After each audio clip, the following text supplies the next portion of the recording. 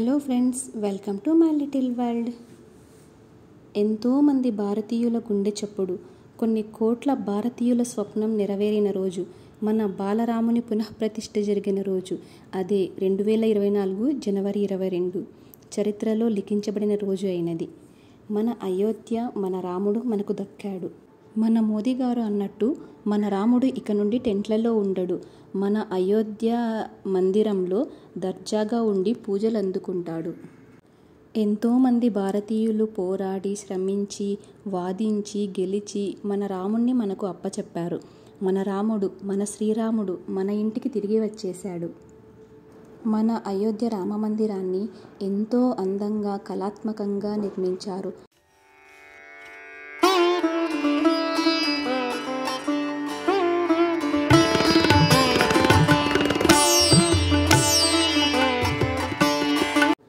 అసలు ఆ బాలరాముణ్ణి చూస్తుంటే అలానే చూడాలనిపిస్తుంది. ఆ కళ్ళు, చిరునవ్వు చూస్తుంటే నిజంగా అక్కడ మన శ్రీరాముడు ఉన్నట్టు అనిపిస్తుంది. ఈ శ్రీరాముణ్ణి చెక్కిన శిల్పి అరుణ్ యోగిరాజ్ గారు ఎంత అదృష్టవంతులో. ఎన్నో జన్మల పుణ్యం దక్కింది ఆయనకు. ఆ రోజు ప్రతి ఇంట్లో, ప్రతి ఊళ్ళో ఒక పండుగలా జరుపుకున్నారు.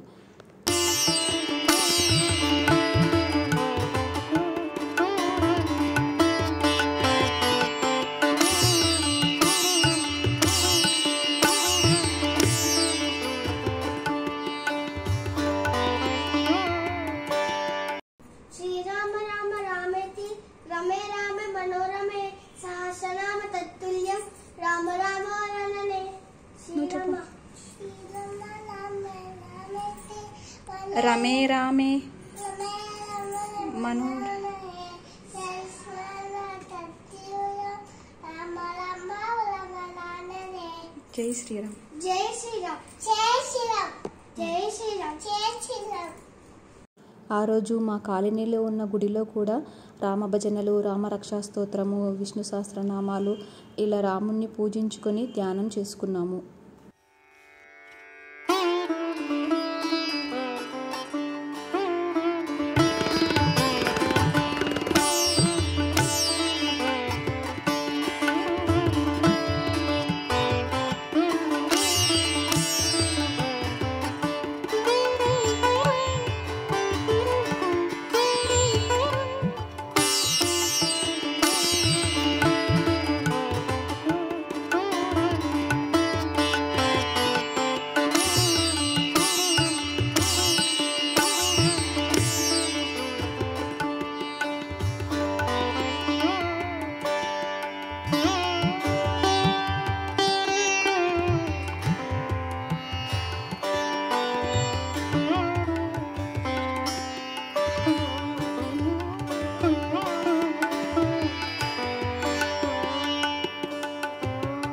ఆ రోజు సాయంత్రం హనుమాన్ మందిరంలో, అలాగే రాముని మందిరంలో దీపాలంకరణ చేసుకున్నాము.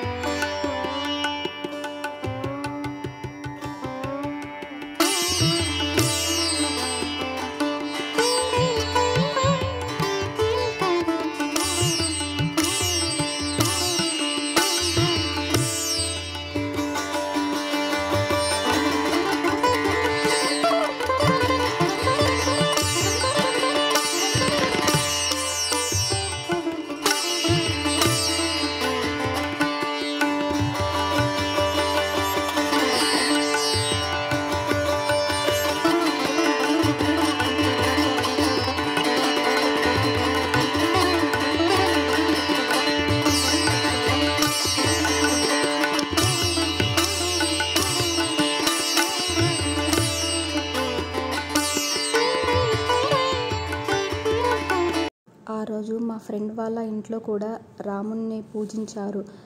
సుందరకాండ అలాగే రామభజనలు చేశారు. చాలా సంతోషం వేసింది.